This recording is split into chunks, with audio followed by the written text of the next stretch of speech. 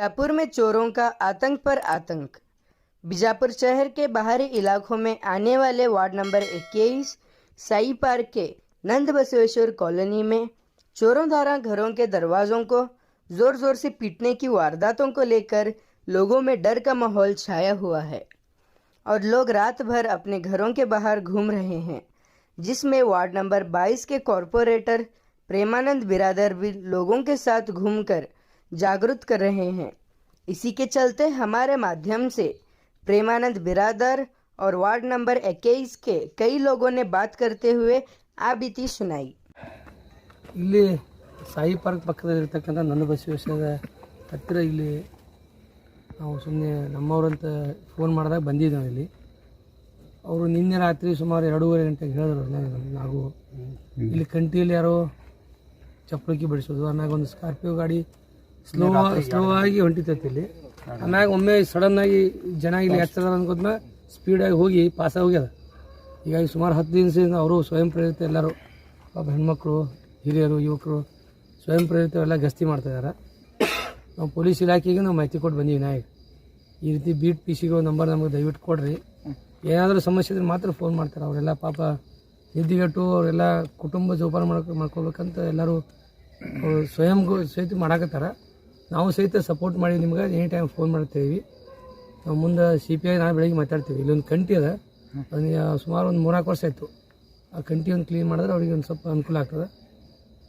ಈಗಾಗಲೇ ಏರಿಯಾದಾಗ ಎಷ್ಟು ಸರಿ ಬಂದಾರ? ಈಗಾಗಿ ಒಂದು 3 ಸಲ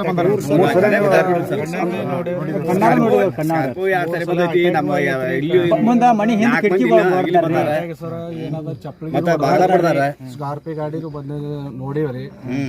ಆಮೇಲೆ ಏನದ ಸ್ಕೂಟಿ ಒಂದು ಬಂದಿದೆ ರೀ, ಎಲ್ಲ ನೋಡಿದೆ ಸರ್. ನಿನ್ನೆ 1:58ಕ್ಕೆ ಒಮ್ಮೆ ಆಗೈತ್ರಿ.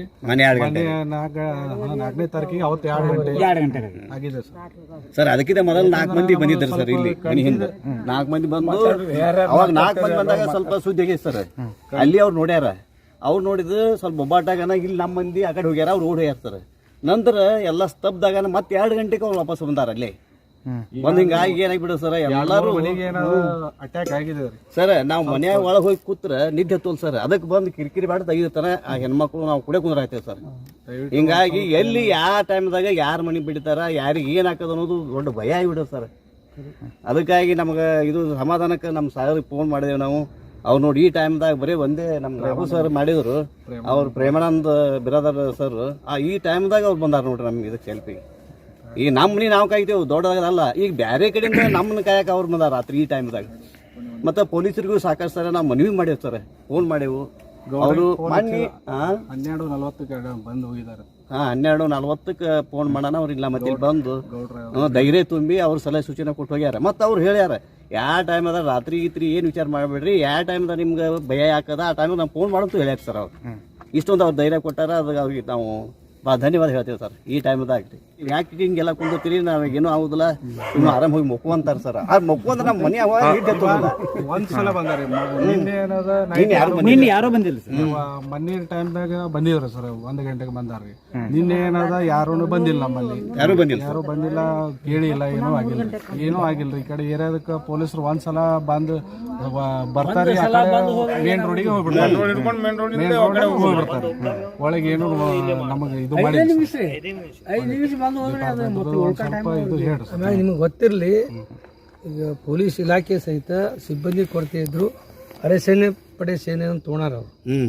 ಏನಾಗ್ತದೆ, ಬಿಜಾಪುರ ಸಿಟಿ ಭಾಳ ಲೆಂತ್ ವೈಡ್ ಆಗಿ ಬೆಳೆದು ಬಿಟ್ಟದ. 20 ವರ್ಷದಿಂದ ಇದು ಬಿಜಾಪುರ ಗೊತ್ತಿಲ್ಲ. ಈ ದಂಡಿ ಜುಮ್ನಾ ಸಮೀಪ, ಆ ದಂಡಿ ಆಲನ್ನ ಹೆಚ್ಚಕ್ಕೆ ಅಜಗಜಾಂತರ ಬೆಳೆದು ಬಿಟ್ಟದ, ಹಿಗ್ಗಿ ಬಿಟ್ಟದ. ಹಿಂಗಾಗಿ ಅವ್ರ ಕೊರತೆನೂ ಐತಿ.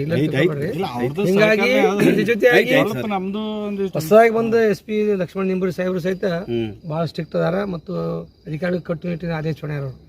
ಯಾವುದೇ ಕಾರಣಕ್ಕೂ ಏನೇ ಕರೆ ಬಂದ್ರು ಅದು ಕಲೆಕ್ಷನ್ ಮಾಡಬೇಡ್ರಿ, ತ್ವರಿತವಾಗಿ ಸ್ಪಂದಿಸತ್ತ. ಹಿಂಗಾಗಿ ನಿಮಗೆ ಬೀಟ್ ಪೊಲೀಸ್ ನಂಬರ್ ಕೊಟ್ಟಿನಿ. ಎವ್ರಿ ಡೇ ಚೇಂಜ್ ಆಗ್ತಾರ ಅವರು. ಅವ್ರು ಎವ್ರಿ ಡೇ ಚೇಂಜ್ ಆದ್ರೆ ನಿಮ್ಗೆ ರಾತ್ರಿ 10:00ಗೆ ನಿಮ್ಗೆ ಯಾರಿಗೊಬ್ರಿಗೆ ಕೊಡ್ತೀವಿ, ಒಬ್ರಿಗೆ ಕೊಡ್ತೀವಿ, ಸರ್ಕ್ಯುಲೇಟ್ ಮಾಡ್ಕೊಡ್ರಿ. ಅದೇನು ಸಮಸ್ಯೆ ನಾವು ಇರ್ತೀವಿ.